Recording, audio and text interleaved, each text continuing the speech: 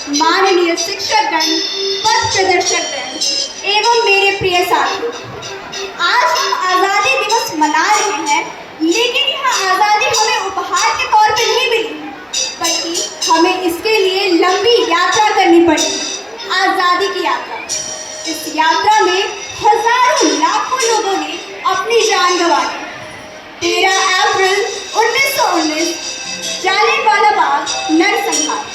आइए इसी अमर गाथा को हम अपने कलाकारों की प्रस्तुति के माध्यम से देखते हैं। प्रस्तुत है हमारी हिंदी नाटक आज़ादी की यात्रा। आज हमारे बैसाखी का दिन है, लेकिन पूरा पंजाब बैसाखी नहीं मनाएगा। हम सब बैसाखी नहीं मनाएंगे।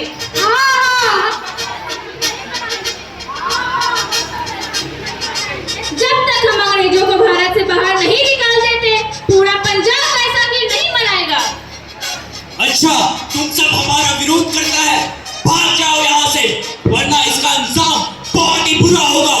हम नहीं जाएंगे, तुम लोग जाओगे, हमें नहीं, भारत से तुम्हें भागना होगा। Soldiers, fire!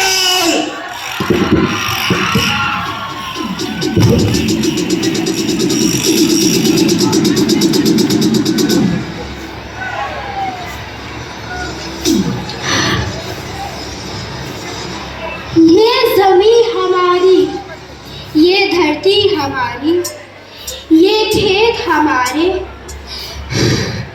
अभी थोड़ी देर पहले हमारी ये फसलें लहरा रही थी, पर इन अंग्रेजों ने हमारी फसलें बर्बाद कर दी। इन अंग्रेजों ने एक ही झटके में हमारी सारी फसलें काट दी। हम इन अंग्रेजों के अत्याचार से डरेंगे नहीं, इस अत्याचार का बदला लेकर रहेंगे। हम आजादी लेकर रहेंगे।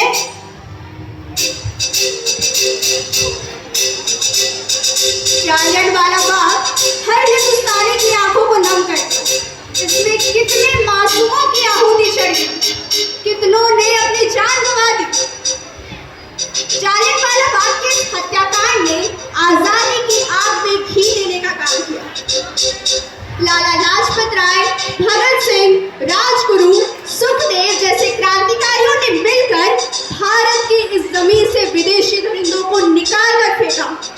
8 अप्रैल 1929 लाला लाजपत राय के नेतृत्व में एक बार साइमन कमीशन के खिलाफ जुलूस निकाला गया। Simon commission! Simon commission! Simon commission! Simon commission! Simon commission! Simon commission! Simon commission! Lala ji संघर्ष करो, हम आपके साथ हैं। लाला जी संघर्ष करो, हम आपके साथ हैं। लाठी चार्ज।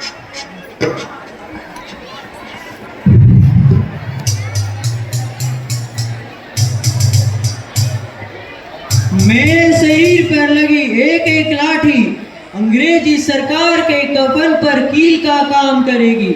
यह आजादी की लड़ाई नहीं रुकनी चाहिए। यह जिम्मेदारी मैं तुम सभी को सौंप कर जा रहा हूं।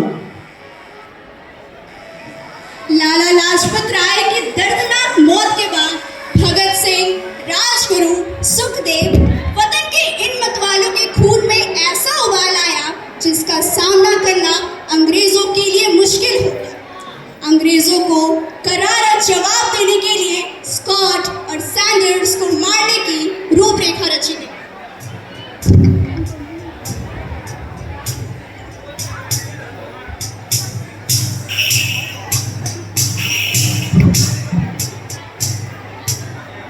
सैंडर्स मारा गया।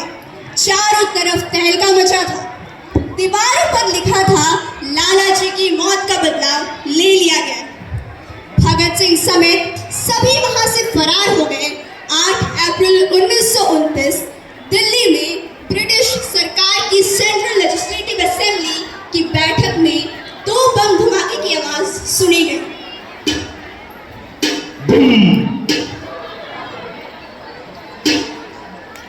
बूम। इन धमाकों ने अंग्रेजी हुकूमत को हिला कर रख दिया।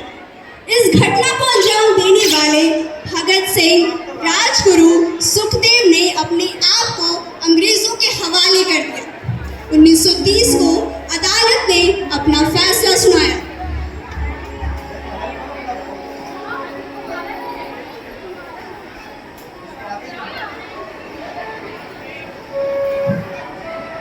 मुल्ज़िम भगत सिंह, मुल्ज़िम राजगुरु, मुल्ज़िम सुखदेव दफा 121 तथा 302 के तहत यह अदालत तीनों को मुजरिम करार देता है और इस गुस्ताखी के लिए अदालत तीनों को सजाए मौत की सजा सुनाती है।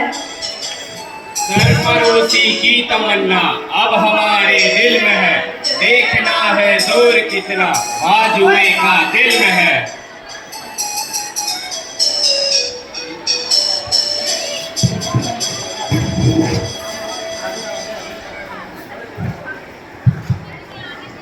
पुत्र की हाल है तेरा?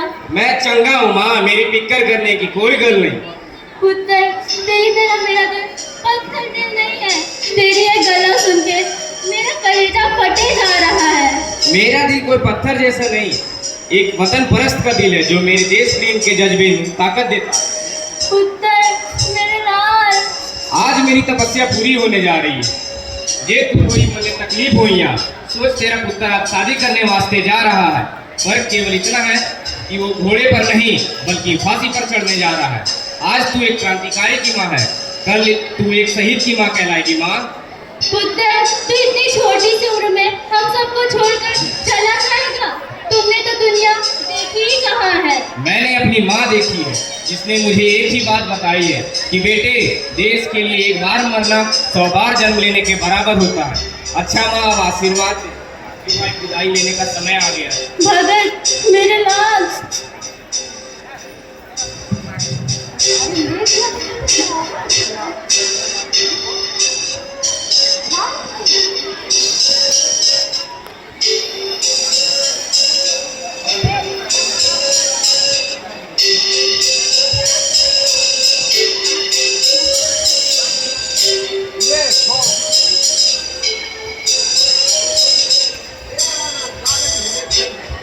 भगत सिंह, तुम्हारी कोई आखिरी ख्वाहिश? हमारे हाथ खोल दिए जाए। हम तीनों दोस्त एक दूसरे से गले मिलना चाहते हैं। इनके हाथ खोल दिए जाए।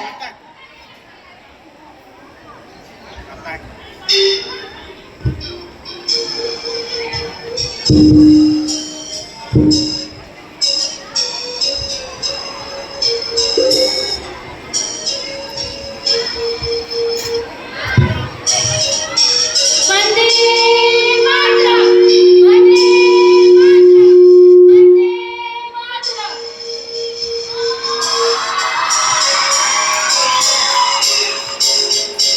देश के हर एक नौजवान में आजादी की नई उमंग खिलोरे ने ले ली।